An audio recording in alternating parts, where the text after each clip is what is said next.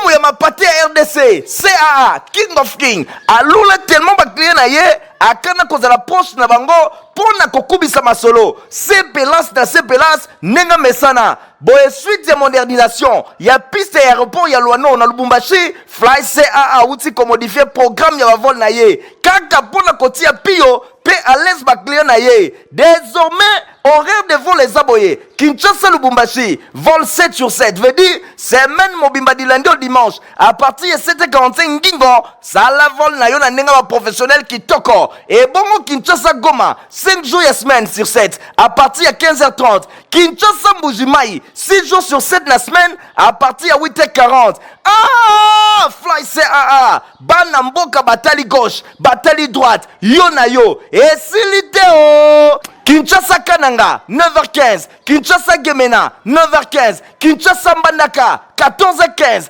Kinshasa Kindu, 8h juste. Pe Kinshasa Kisangani, 9h juste. Bon, si Mbappé Boebake depuis 1992, 32 ans le long de service à peuple, c'est à lundi sa régularité, ponctualité, sécurité, bakisa confort. Pona bavol nyoso totangi boko zwayango na bavion na ya mpifo Airbus A320 pe Airbus A330 nzambe ya bilengi Congo mobimbe si bandima yo bisengo ya Fly CAA. Bon début de semaine à votre vidéo, merci pour vos abonnés sur la télévision, la vidéo pour la l'info, la journal, il y a peuple, merci, na fidélité et confiance pour vous continuer comme dans nango, na journal Nabino to fongo la journal au pronom notre chef de l'État Félix Antoine Tshisekedi tu le moya bête qui m'a solo na téléphone au week-end de qui homologue na il y a Pologne ba deux chefs d'État bango ba lobela ki mingi na état de situation sécuritaire na est la République démocratique du Congo. Héritier mapine ma pesimo ba détail. Tout cas la kaka na masolo le chef de l'État Félix Antoine Tshisekedi tu pour le corruption qui ayambaki ambassadeur européen week-end de l'équipe pays bango bazako condamné tentative news ya déstabilisation la République démocratique du Congo une fois de plus héritier mapine mingulu. Délégation ya ba diplomate bayaki kokutana na chef de l'État pona mbala liboso depuis réélection na ya décembre 2023 oyo bakambamaki epa ya Nicolas Berlanga Martinet oyo azali bongo ambassadeur ya Union européenne na RDC bokutani oyo ba planifiango bandakala ndenge ba deklaraki liboso ya bapandisango pe batalisi lisusu ndenge baye ko réitérer importance ya Union européenne en tant que partenaire stratégique na République démocratique du Congo baye ko renouveler partenariat na bango pona ko encourager dialogue franc paix ouvert na sens ya ba priorité relative na ba ambition ya président ya République pona nouveau mandat na ye ndenge ambassadeur Nicolas Berlanga Martinet atalisi na sujet ya gouvernement ya second mandat ya chef de l'État ambassadeur ya Union européenne a sali par la volonté na ye na pays et pas wapi bako accompagner pe bako intensifier coopération na ba divers domaines na oyo état li situation sécuritaire ya est ya pays chef ya délégation ya ba ambassadeur européen a sali par ya solidarité na peuple congolais na sujet ya ba événement ya dimanche ya Pentecôte ambassadeur Berlanga Martinet a sali commentaire makasité kasi a condamné événement malheureux oyo bazali d'accord ya ko travailler na ba autorité ya pays pour na ko renforcer ba institution ya l'état pe ko éviter ba tentative ya déstabilisation ya vie politique ya mboka ndenge asukisaki pona Nicolas Berlanga délégation ya ba diplomate oyo ezalaki constitué et pas ya Henri Rosbrun ambassadeur ya Suède Alberto Petrangeli, ambassadeur ya Italie, Rosanne Bilderling, ambassadeur ya Belgique, Angèle Samoura, ambassadeur ya Pays-Bas, Carmen Diaz Orejas, ambassadeur ya Espagne, Francisco Meireles, chargé d'affaires na pied ya Portugal, Dider Larocque, chargé d'affaires intérimaires ya France, David Marinis, chargé d'affaires intérimaires ya Grèce, Levante Zabo, chargé ya ba affaire intérimaire ya Hongrie Julie Makosova, chef ya mission adjointe ya Tchéquie, pe madame Mathilda Shedwing, chef ya délégation adjointe ya Union européenne. Ngongo kitoko boti koyoka eza bongo ya Nadine Asso na Muyala to poursuivre journal so pour notre noke na sima remise reprise entre bureau d'âge na bureau définitif kuna na Assemblée nationale bo bakeba honorable président ya Assemblée nationale Vital Kamerhe a convoqué réunion à liboso pona kopesa bango ba directif héritier mapine mi reportage. Après installation, il y a bureau définitif, il y a Assemblée nationale, réunion reprise et Salemaki, week-end et l'équipe Mingi Penza, vendredi 24 mai. Honorable professeur Vital Kamerhe, nouveau président de la Chambre basse et Parlement, a convoqué directement première réunion de membres et bureau définitif, il y a Salemaki samedi 25 mai, dans cabinet naïe, na palais du peuple, séance Oyo, et cela qui est consacré essentiellement na orientation et directive Oyo et ko servir de base na action, il y a nouveau bureau Oyo et Bengami ko travailler na droite ligne à intérêt ya population. Président de l'Assemblée nationale, professeur Vital Kamerhe a instruit ba membre ya bureau, particulièrement honorable rapporteur Jacques Njoli et 5 et Kelly, a préparé prochaine séance plénière ya Assemblée nationale où est kozala consacré na fin ya session inaugurale extraordinaire conformément na article 114 ya constitution Oyo ezali ko définir 4 missions: validation ya pouvoir, installation ya bureau provisoire, élaboration et adoption ya règlement d'ordre intérieur et installation ya bureau définitif. Honorable rapporteur Jacques Njoli et 5 et Kelly a précisé que plénière Oyo et ko déclenché session ordinaire ya mars Oyo et ko sila le 15 juin ezali koya. Prochaine séance et kozala bongo na ibandeli ya poso Oyo pe akosenga na ba honorable député nyonso ba regroupement pe ba parti politique ba yeba na kopona ba groupe parlementaire tout ba constituer yango. Alobi bakosa la mise en place de la commission permanente, ba député bakobengama pona kopona parmi ba membres ba groupe parlementaire da bango oyo bakoza na 10 commissions permanentes na wana ko bakisama na mise en place ya comité de sages ndenge rapporteur a précisé ki plénière ezali prévu na ebandeli ya poso yango ekoposer ba jalon oyo eko permettre na mise en place ya organe nyonso eko faciliter musala ya Assemblée nationale. Et singeli bosimba ke première question oyo ekozala inscrit na ordre du jour ya session ekozala bongo investiture ya nouveau gouvernement oyo publication na yango ezali kala mingi te. Week-end eleki gouvernement esengela ki ebima kasi ebimi te nzokande tant vraiment eza kolekana ya makasi oyo esengeli ke gouvernement Judith Suminwa ezala investi kuna na Assemblée nationale. Normalement, ba facteur ebele ezali ko déterminer formation ya gouvernement ya liboso bazali kolobe la taille, configuration na terme ya ba nombre ya ba personnes oyo ba kozala aligné, ba profil technique na bango ba appartenance politique pe ko bosana te likambo etali géopolitique to pe représentation provinciale pe les socio problématiques oyo ekoma kozonga équilibre ya genre kasilelo depuis nomination na ye le 1er avril 2024 pona nini gouvernement Judith Suminwa Tuluka ezali ko traîner boye nyonso wana ba constat ezali ya ndenge na ndenge. Weekend oyo ezalaki annoncé à 2 reprises mobimba que gouvernement ekubima kasi ebimite kasi pona première liste na ye oyo esengaki bongo repêchage ya ba figure mososo ya ba regroupement to ba parti politique oyo esengelaki bazala mingi mesusu bazali kotala ke ezali motivation lié mingi na ba source moko croisée bazali kolobela répartition to pe attribution ya ba poste oyo azwi te kasi soki totali nyonso quel que soit ba justification lokola bureau définitif ya Assemblée nationale ekoti déjà na mosala ezali kosenga gouvernement ebima po na ndenge moko ya lombango enfin que azala investi na niveau ya Assemblée nationale basilisa régime ya ba intérimaire pe ya ba expédition ya ba affaires courantes surtout que pona ko éviter trésor public oyo ezali déjà coincé et bana kubimisa lisusu misolo pona oyo etali session extraordinaire na Assemblée nationale pambate le 15 juin oyo ezali koya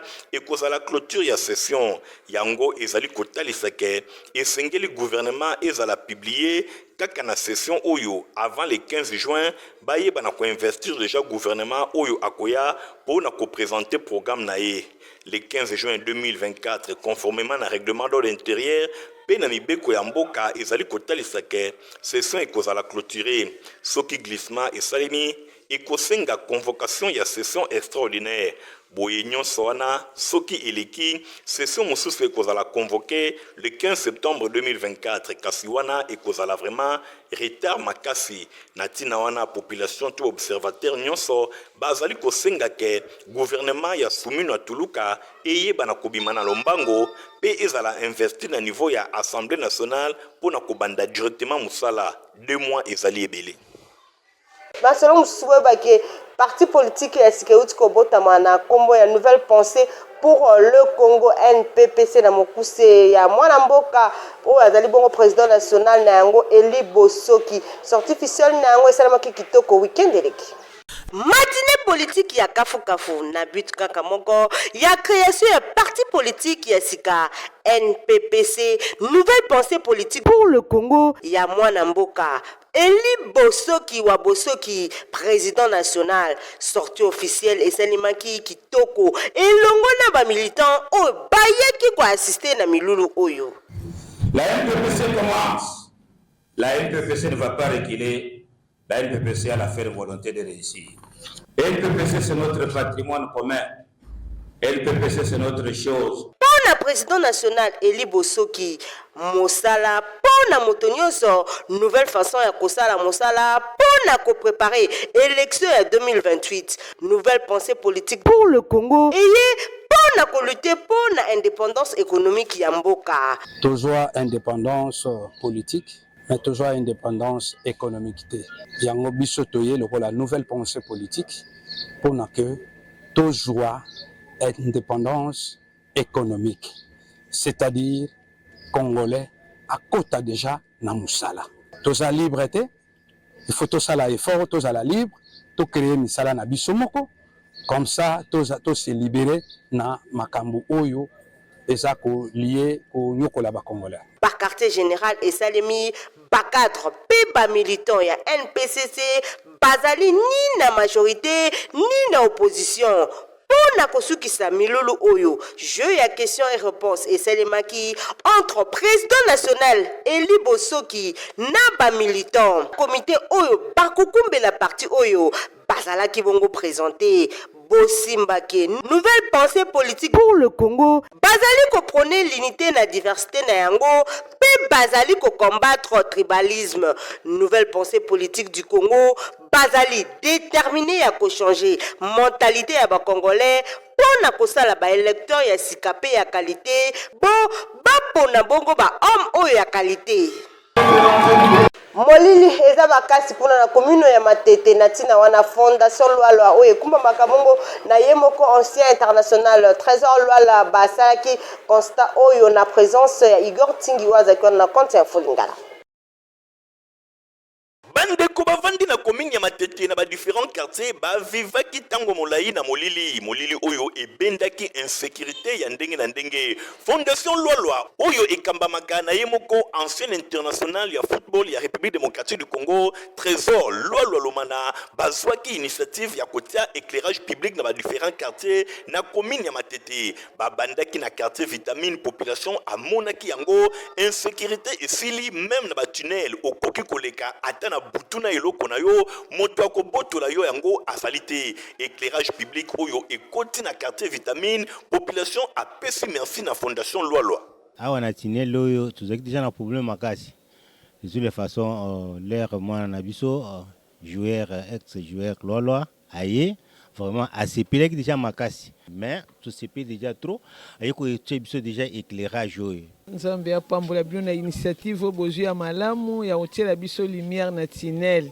po tozaka na insécurité makasi na tunnel batuma za soka yibine loko na yemo na kimi aya leki karabotelma mulili moyebo mona izate Bosimbake basuki kaka wana te bako continuer pe na ba quartier mosusu na commune ya Matete kasi Matete ezali ebandeli pamba te trésor Lwalwa Lomana abota makuna akola pe kuna wana ezali ndenge balobaka na lopoto la charité bien ordonnée commence par soi-même boye bandeko ya kiimbi bango pe batali na fondation balobi esengeli pe basalela bango eloko tozana ngona esengo mingi ya trop que fondation loi a une opération lumière.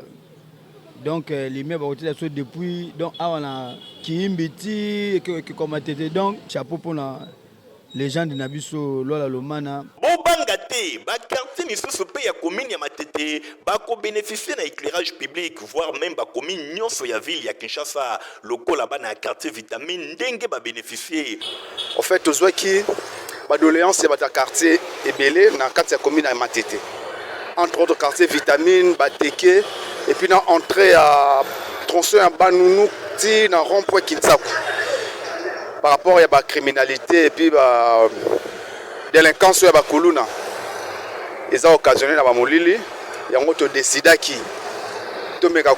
ça éclairage public, il y a des lampes, des lampadaires, ou ça des panneaux solaires. Ezali vraiment kitoko. Misala fondation Lolwa ezali kosala bana nyonso ya commune ya Matete balobi. Merci na yo trésor Lolwa oyo osali pona bango eleki ebele éclairage public oyo ekobengana kuluna ekobengana insécurité wana ezali kaka ebandeli ndenge fondation Lolwa balobi misusu pe ya minene ekoya mikolo ezali koya.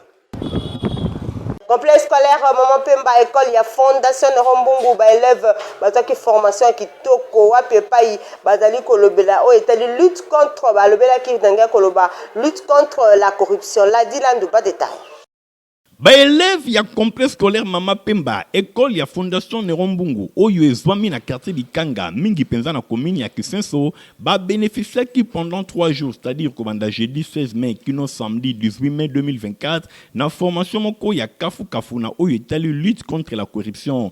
Formation et pesamaki et paya observatoire de la dette publique au DEP na Mokuse. Bango bayaki ko pesa bana pendant 3 jours atelier à formation pour la lutte contre la corruption. Ba salisaki ba conséquences néfastes oyo ezali ko uta na corruption mingi penza na milieu scolaire ba proposer ba voya ba changement nyonso pour na ko éradiquer pratique oyo kati na ba école. Peli susu batalisi ba personnalité oyo bakoki kozala impliqué na chaque voie nyonso ya changement batalisi pe ba rôle ya bato oyo esengeli bayeba na ko jouer pour na ko telemela corruption bisika na bisika oyo yango ezali kosalema na suka ya atelier moko ya bancadrer alobaki boy. DEP ezali moko ya ba ONG na Kinshasa to na Congo. Signification nango ezali observatoire de la dette publique. Ezali mingi na maimatali misala ya leta na banyongo oyo leta azwaka epa ya bato basusu nde mosala nango yango wana kasi na bozindo odepe atali makambo ya kobundisa kanyaka to corruption na français engebene na misala ya ye nde tozwaki makanisi to manaka ya kosala malakisi awa na etelo oyo tobengi Mama Pemba ezali na Kisenso toponaki etelo oyo pamba te na kotala enguma na biso Kisasa bitelo bizali bihike bele penza kasi totali bisika oyo eza un peu reculé mingi Kisenso eza commune moko urbano rural. En tout cas les bosso toujours remercier mokonzi Nerombungu oyo asatakaka na makambo nyonso oyo ya mabe ekoki koleka na ekole tono na bamboka na biso. C'est comme ça que ODEP aye mpona kopesa bana formation contre la corruption. Nangambu na bango pe coordinateur ya complexe scolaire Mama Pemba azanga kite kotalisa esengo na ye par rapport ya atelier ya formation oyo ODEP apesi et pas ya ba élève ya complexe scolaire Mama Pemba. Suite à modernisation à piste Luano kuna Lubumbashi CAA a modifié horaire de vol dans différentes villes ya République démocratique du Congo. CAA mfumu mokonzi ya mapata toujours pona ko satisfaire ba client na ye a modifier ba horaire ya ba vol na ye na suite ya ba travaux ya modernisation ya aéroport international ya Luano kuna na Lubumbashi. Désormais Kinshasa Lubumbashi et kobanda ko salema à partir ya 7h45 Kinshasa Goma et kobanda ko salema à partir ya 15h30 et bongo Kinshasa Mbujimai yango et kobanda ko salema à partir ya 8h40. CAA nyonso oyo kaka na susi azalaka nango mpo na koservir population. CAA spécialiste ya Congo profond, ponctualité na régularité nde ezali bongo cheval de bataille na ye. Na CAA client nde azalaka roi, tokangi na CAA client nde azali roi. Botu nanga nini ye Kinshasa Lubumbashi, Lubumbashi Kinshasa baza na 7 vols par semaine, c'est-à-dire mikolo nyonso bembuka na yo ndenge olingi oza mobimba. Bokanisi esili nanu te Kinshasa Goma baza na 5 vols par semaine. Oyo elonga te elonga. CAA balingaka mboka boye te.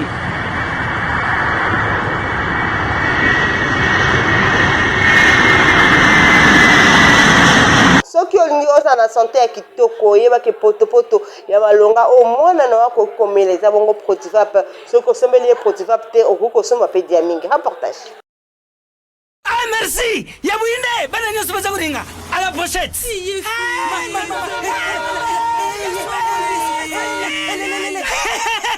Vous allez quoi mais Protivap est tonne de protéines et énergie. Ah papa merci pour les enfants. Eh Bino, bote la baonine. Bote ma bote la Bino. Vamos kansa bomba bonga. Bona bana na yo bakumarukura bana oyo. Faut laisser kabango poto Protivap. Et ça va pota te. Allez, kamata. Bon appétit. Bana nyeso ba yaka Protivap. Ah ba sisi kulia ya bango Protivap. Ba bandi ba dansi na bango ya ba bébé pro. Tala.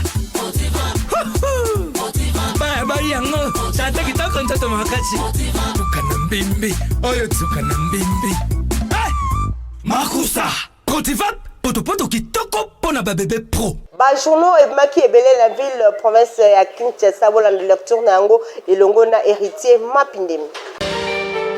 Boye ibolamu na info ya bajournaux ya lundi 27 mai 2024 au Tofongoli na quotidien La Prospérité concert a commis na une Judith Souminwa Tuluka moutir ya gouvernement na ye tango ebele ezali bongo recalé natina wana concert alobi ezali suspense to blocage nyonso wana ezali koyebana te pamba te 2 mois depuis banomaki ye premier ministre gouvernement nanu ebimite zokande suspense oyo ekomi kotinda bato mituna ebele bureau définitif ya Assemblée nationale eza deja wana kasi eloko nini ezali ko bloquer ezali ke bakombo ya bato misusu et se retrouver te bazali koboya bato misusu bazala mécontent tango gouvernement oyo ekobima zokande nyonso wana selo concert ezali ko bloquer mboka institution gouvernement ezali bloquer esengeli gouvernement ebima pona kosilisa reine ya ba intérimaire na tête ya gouvernement ndenge concert asukisi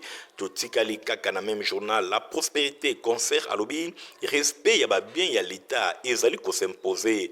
Vital Kamerhe a sollicité collaboration ya IGFP à Cour de compte. Wana ezalaki bongo na sima ya remise reprise oyo Vital Kamerhe nouveau président ya Assemblée nationale asalaki na bureau d'âge oyo ezalaki dirigé epai ya Christophe Mbosonko Diampwanga.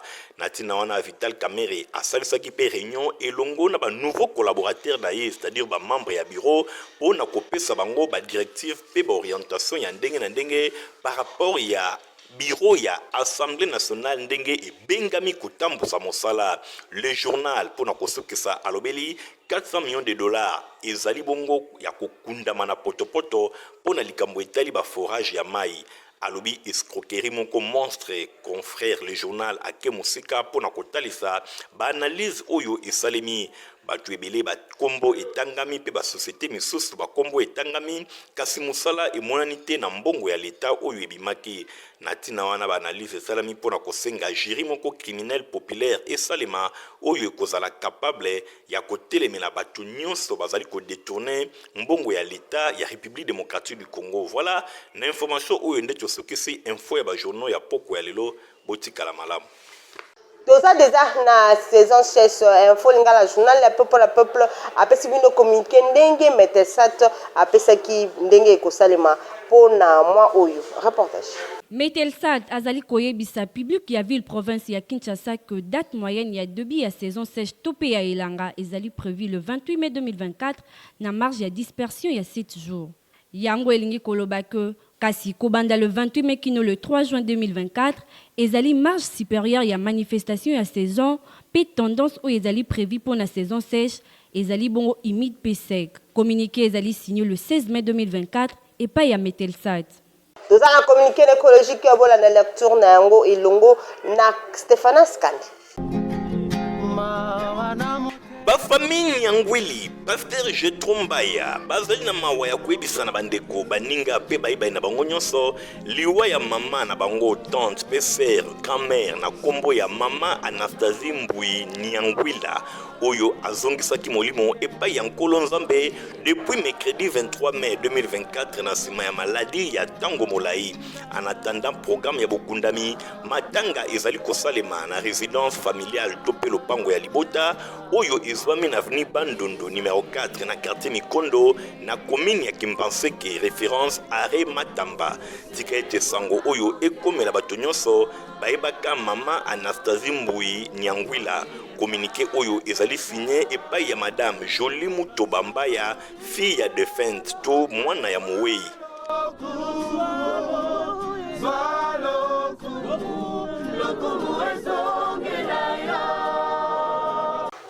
Efolinga la journée peu la peuple comme na suka so qui vous s'appelle qui na journée pour sa merci na Igor Ntingi Matomi na Zaki na sima ya caméra concours rédactionnel ya Nadine Asona Muyala héritier Mapine Mngulungu à Superzaki journal au montage sima qui pas Fabrice Lundombi ngala minute de rendez-vous Nicolas Alikoya, au revoir. Bobenga ye mfumu ya mapati ya RDC CAA King of King alula tellement bakliye na ye akana kozala poste na bango pona kokubisa masolo sepelas na sepelas nenga mesana boye suite ya modernisation ya piste ya aéroport ya Luano na Lubumbashi Fly CAA uti ko modifier programme ya bavol na ye kaka pona kotia pio pe à l'aise bakliye na ye désormais horaire de vol les aboyés Kinshasa Lubumbashi vol 7 sur 7 veut dire semaine mobimba du lundi au dimanche à partir de 7h45 ngingo ça la vol na yo na nenga ba professionnel qui toko et bongo Kinshasa Goma 5 jours la semaine sur 7 à partir de 15h30 Kinshasa Mbujimai 6 jours sur 7 la semaine à partir de 8h40 ah Fly CAA bana mboka batali gauche batali droite yo na yo et siliteo Kinshasa Kananga 9h15 Kinshasa Gemena 9h15 Kinshasa Mbandaka 14h15 Kinshasa Kindu 8h juste pe Kinshasa Kisangani 9h juste Bossi Mbappé Boyebake depuis 1992 32 ans le lobo koka de service à peuple c'est à l'indisa régularité ponctualité sécurité bakisa confort pour ne pas voler sur Totangi, Boko Zoyango na bavion na Yampifo, Airbus A320, Airbus A330, Nzambe ya Bilengi, Congo Mobimbe Sibandimayo, Bisengo ya Fly CAA.